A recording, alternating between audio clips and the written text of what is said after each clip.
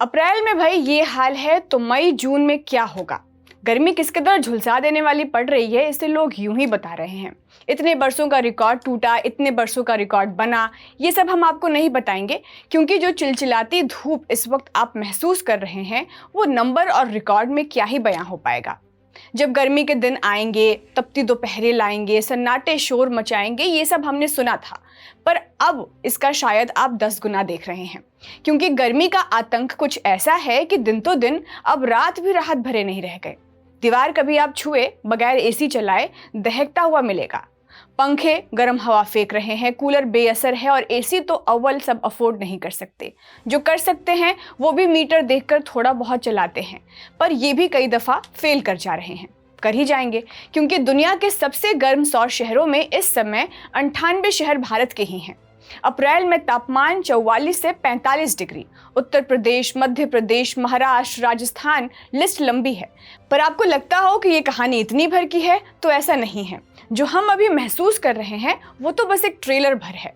असली गर्मी तो अब शुरू होगी, जिसकी कहानी हजारों किलोमीटर दूर समुद्र के भीतर लिखी जा रही है, जिसका नाम है एल नीनो।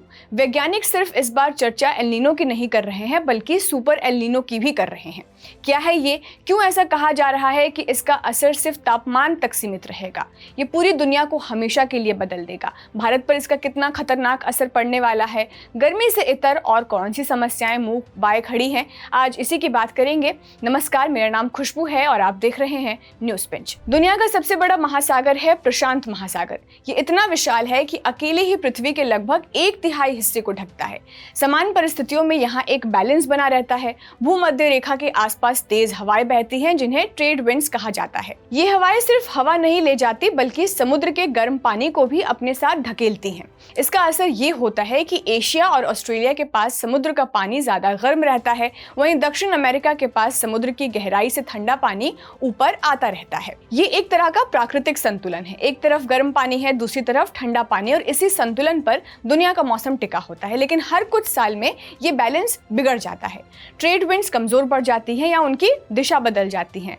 तब जो गर्म पानी एशिया की तरफ जमा था वो वापस पूर्व की ओर फैलने लगता है। यहाँ से एल नीनो की शुरुआत होती है। समुद्र की सतह का तापमान बढ़ने लगता है, ठंडा पानी ऊपर आना कम हो जाता है और धीरे धीरे ये गर्मी हवा में पहुंचने लगती है। यहाँ एक बात बहुत जरूरी है, समुद्र सिर्फ पानी नहीं है, ये धरती का सबसे बड़ा हीट स्टोरेज है। जब ये गर्म होता है तो इसका असर सीधे हवा पर पड़ता है। हवा का बहाव बदलता है, बादलों का बनना बदलता है और इसी के साथ तय होता है कि कहाँ बारिश होगी और कहाँ सूखा पड़ेगा। यानी एल नीनो सिर्फ समुद्र की घटना नहीं है, ये पूरी दुनिया के मौसम को प्रभावित करता है। अब बात करते हैं सुपर एल नीनो की, जिसकी बात वैज्ञानिक कर रहे हैं, उसकी चेतावनी दे रहे हैं। तो ये एल नीनो का ही एक ज्यादा शक्तिशाली रूप है। सामान्य एल नीनो में समुद्र का तापमान आधा से 1 डिग्री तक बढ़ता है, लेकिन जब ये बढ़ोतरी 2 डिग्री या उससे ज्यादा हो जाती है तो इसे ही सुपर एल नीनो कहा जाता है। यही वो बिंदु है जहां चिंता बढ़ जाती है और इसे बेहतर समझने के लिए हमने बात की सीनियर जर्नलिस्ट हृदय जोशी से, जो लंबे समय से जलवायु और पर्यावरण के मुद्दों पर रिपोर्टिंग कर रहे हैं। आइए सुनते हैं कि वो सुपर एल नीनो को लेकर क्या कहते हैं। जब 1 डिग्री से 1.5 डिग्री का टेम्परेचर राइज होता है, उसका जो प्रभाव होता है वो समानुपातिक नहीं होता कि 1.5 से 2 में, वो मल्टीपल मैनीफोल्ड हाई होगा। इसीलिए चिंतित है रिसर्चर कि +2 डिग्री से ज्यादा जब होगा तो फिर ग्राफ ऐसे आगे नहीं बढ़ेगा, ग्राफ एक्सपोनेंशियली, तो मतलब अतिशयोक्ति होगा कहना, और बहुत शार्पली ऊपर जाएगा। तो इसलिए खतरे ज्यादा है। हृदय जोशी बताते हैं कि 1950 के बाद से सुपर एल नीनो बहुत कम बार एक्टिव हुआ है।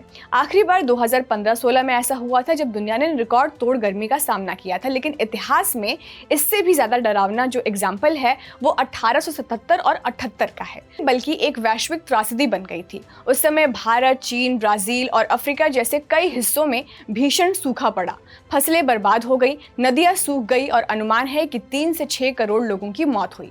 ये दिखाता है कि मौसम में एक बदलाव कितना बड़ा मानवीय संकट पैदा कर सकता है। अब सवाल है कि इसका असर आज के समय में क्या हो सकता है। सबसे पहले ये समझना भी जरूरी है कि एल नीनो दुनिया के मौसम को कैसे रिसेट कर देता है। जहां बारिश होती थी वहां सूखा पड़ सकता है और जहां सूखा था वहां बाढ़ आ सकती है। ऑस्ट्रेलिया और दक्षिण पूर्व एशिया में सूखा बढ़ सकता है, अफ्रीका के कुछ हिस्सों में बारिश कम हो सकती है, वहीं अमेरिका के कुछ इलाकों में भारी बारिश और बाढ़ का खतरा बढ़ सकता है। अब भारत की बात करते हैं। भारत का मौसम और जो कृषि कृषि प्रणाली है वो पूरी तरह मानसून पर निर्भर है और मानसून इस समुद्री सिस्टम से गहराई से जुड़ा हुआ है। जब एल नीनो आता है तो अरब सागर और बंगाल की खाड़ी से आने वाली जो नमी है वो कमजोर पड़ जाती है। इसका सीधा मतलब है कि कम बारिश होगी। भारत मौसम विभाग पहले ही संकेत दे चुका है कि इस साल मानसून सामान्य से कमजोर रह सकता है। अगर ऐसा हुआ तो इसका सीधा असर खेती पर पड़ेगा। धान, दाल और तिलहन जैसी फसलें प्रभावित होंगी। इस आर्थिक असर को और बेहतर तरीके से आपको समझा रहे हैं हृदय जोशी। प्राइमरी और सबसे बड़ा इंपैक्ट होता है, डाइवर्स इंपैक्ट एल नीनो का होता है, वो ये है कि मॉनसून जो साउथ वेस्ट मॉनसून है, जो मॉनसून बारिश के लिए जिम्मेदार है, साउथ वेस्ट मॉनसून वो कमजोर हो जाता है भारतीय उपमहाद्वीप के लिए। और अगर वो कमजोर होता है तो उसके मल्टीपल इफेक्ट होते हैं। पहला इफेक्ट तो यह है कि आपको वाटर क्राइसिस फील होगा, आपकी एग्रीकल्चर खराब होगी, आपकी जो जीडीपी पे असर पड़ेगा।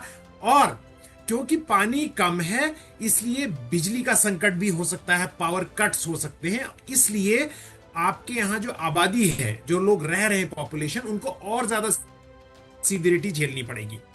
अब अगर इसको हम जोड़ते हैं जो हमारा पिछले कुछ सालों से लगातार क्लाइमेट चेंज इंपैक्ट हो रहा है, पिछले 10 साल लगातार, पिछले दशक में 10 के 10 साल मानव इतिहास के सबसे गर्म साल रहे, रिकॉर्ड हाईएस्ट टेम्परेचर रहा है। एक चीज मैं इसमें और जोड़ूं कि जो एक्सट्रीम वेदर इवेंट्स होती हैं, अगर उसके बाद कुछ दिन ऐसे आते हैं, हफ्ता 10 दिन, महीना भर, जब बहुत तेज बारिश आती है और पहाड़ों में बारिश होती है, तो उससे नेचुरल कैलामिटी भी बढ़ती है। क्योंकि जब इतनी ज्यादा गर्मी होती है, उसका इंटेंस अगर रेन डाउनपोर होता है तो बहुत कम टाइम के लिए होगा। हृदय जोशी की बात को अगर आंकड़ों से जोड़कर देखें तो तस्वीर और साफ हो जाती है।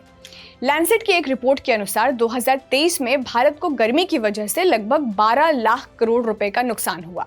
ये नुकसान सबसे ज्यादा उन लोगों को झेलना पड़ा जो खुले में काम करते हैं, जैसे किसान और दिहाड़ी मजदूर।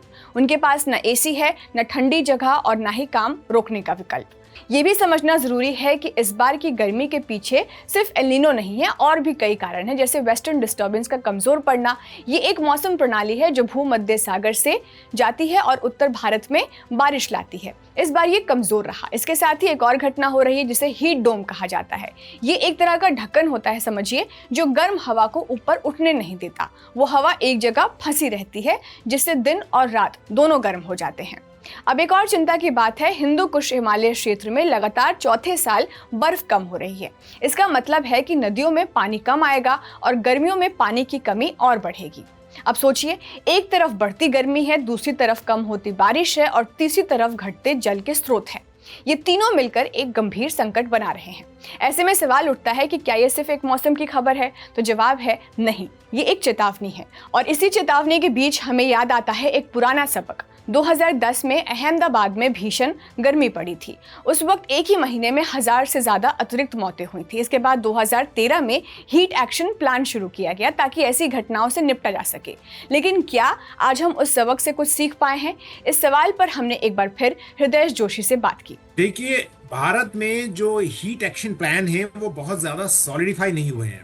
भारत के एनडीएमए के पास हीट की गाइडलाइंस भी हैं, हीट एक्शन की, परंतु क्या वो भारत के डिजास्टर मैनेजमेंट प्लान में लिस्टेड कैलामिटी, जो नेचुरल कैलामिटीज है, उसमें है? क्योंकि मुझे नहीं लगता कि वो लिस्टेड कैलामिटीज में अभी तक है, था कुछ समय पहले तक तो, और मुझे नहीं लगता वो जुड़ा है ऑफिशियली। लेकिन ये सरकार मानती है कि एक बहुत बड़ी प्रॉब्लम है। और उसकी बड़ी प्रॉब्लम क्यों है? क्योंकि हमको ये पता ही नहीं होता कि जो डेथ हो रही है, नापने का कोई तरीका नहीं है पता लगाने का कि वो डेथ के पीछे कॉज क्या हीट स्ट्रेस है। इसलिए एक प्रॉपर डेटाबेस होना चाहिए ना किसी समस्या से लड़ने के लिए। उसको लेकर विशेषज्ञ लगातार सवाल उठाते रहे। वो सबसे पहली तैयारी होनी चाहिए कि हमारा जो registrar of death and birth है वो इस बात को रजिस्टर करे कि डेथ के पीछे कॉज क्या है। डॉक्टर जनरली डेथ के पीछे डिहाइड्रेशन लिख देंगे, या लिख देंगे डिहाइड्रेशन तो किसी वजह से भी हो सकता है, अगर किसी ने अल्कोहल ज्यादा कंज्यूम किया है तो भी डिहाइड्रेट वो हो सकता है। हृदय जोशी का मानना है कि हमारी तैयारी अभी भी पर्याप्त नहीं है और इसके पीछे एक और बड़ी वजह है पेड़ों की लगातार कटाई। पिछले 2 दशकों में भारत ने जितना जंगल खोया है वो एक पूरे राज्य के बराबर है। पेड़ सिर्फ हरियाली नहीं देते, वे शहर के तापमान को नियंत्रित करते हैं, छाया देते हैं, हवा को ठंडा करते हैं और नमी बनाए रखते हैं।